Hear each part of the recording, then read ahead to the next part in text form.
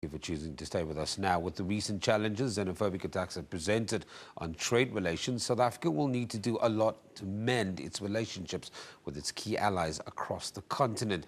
South Africa has closed its consulate in Lagos, Nigeria, following anti-xenophobia protests, and Sasol has evacuated 200 employees from their plant in Mozambique. But there is a bright side to all of this, as many international investors are still investing in the country and in Africa. To give us a bit of insight is the author of Connect with the Continent, Terry Behan. Terry, thank you very much for joining us. Good morning.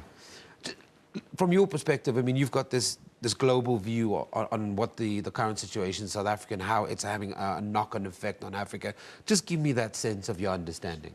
Well, I'm blessed to kind of be part of a global agency or a network of agencies, and I speak to my colleagues on a daily basis. Yesterday, I spoke to colleagues in Lagos, Accra, Lusaka, Luanda, and Gaborone, and I think people on the continent, and I know myself as well, are quite horrified by what's going on, but also quite confused. I mean, to a certain extent, not surprised at the same time, looking at some of the policies that have been kind of applied to the sort of immigration issues and the like. So, it's not surprising this has flared up again.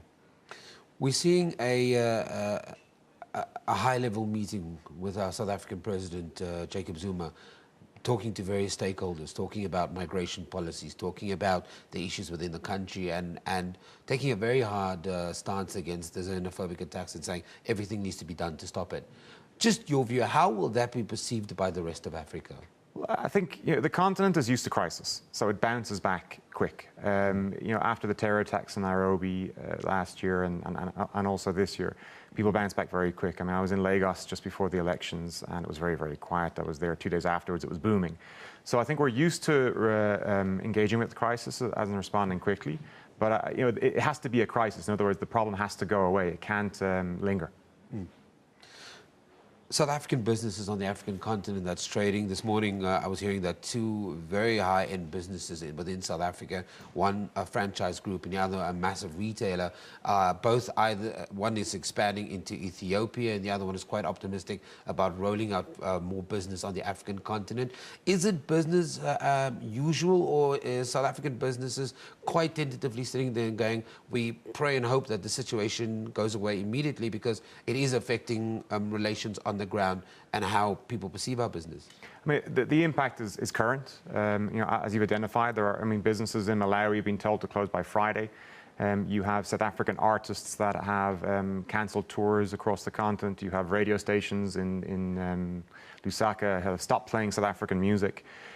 So there is a growing anti-South African sentiment, but targeted at the wrong areas. I mean, the irony is it's small African businesses that are being impacted on the streets of Durban and Johannesburg, but it's big South African business that's been impacted across the continent.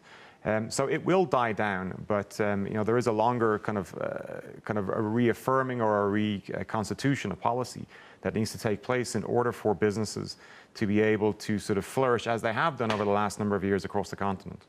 I hear a lot you're talking about bouncing back, and Africa has the ability to bounce back, but we have seen Zimbabweans leaving South Africa, going back to their country. We've seen the consulate in Lagos, Nigeria, closing down. We've seen some reaction across the African continent. In many ways, what you're saying is that this is natural to what's happening here, but we'll go back to business as usual. I think we'll go back to business as usual, but unless some of the systemic issues get addressed, then it's going to cause a bit of a long-term rot in the system. I mean, for many years, South Africa was sort of on a trajectory pulling away from the rest of the continent. I mean, that is almost conclusively reversed, where the continent is saying, you need to be part of who we are. You need to work with us on these issues. Specifically, issues around, has been discussed around migration policy. A good example is in East Africa. If you're a South African traveling to Kenya, you show up at the airport, you get a visa. If you're a Kenyan coming to South Africa, it's a 3 to 4 week process. How do we as South Africa, and I don't know if it's a simple answer, but how do we as South Africa, we're part of Africa, how do we connect with maybe some of the Africans that see us now as maybe in many ways not as a brother or sister country, and that have had a bad experience, especially those foreign nationals that have returned back to their countries? Malawi's government saying Malawans need to come back to the country. How do we say to them, look, in actual fact, this is not all South Africans feel this way. There's a small minority, there's a small grouping that have reacted to foreign nationals in the country, and that South Africa is open for business, South Africa is friendly, come back, come and stay here.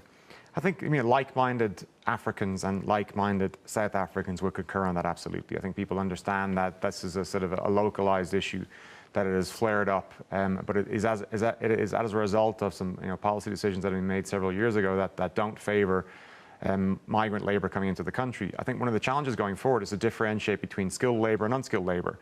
In many countries across the world, there is a fast track for skilled labour. They are welcomed into the country and they sort of take up residence and they get on with making a living for themselves and their family. Unfortunately, South Africa doesn't do that. It doesn't differentiate between those that have skills and those that do not. So that's a step change in policy that's probably going to have to happen.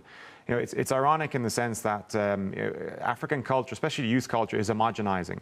So young people are coming together from all over the continent through fashion, through popular culture, and through music, and they're finding common purpose. I think we need to tap into that very, very strongly. I think where we're very strong is in our cultural space, and our ambassadors spend a lot of time traveling across the continent. I think there's definitely a need for a strong outreach program, once this has died down, back into the key markets to say, look, this has happened, we've dealt with it, we're back, we're making some sort of practical changes to our policies that allow the flow of labour and the flow of capital to come back and forth.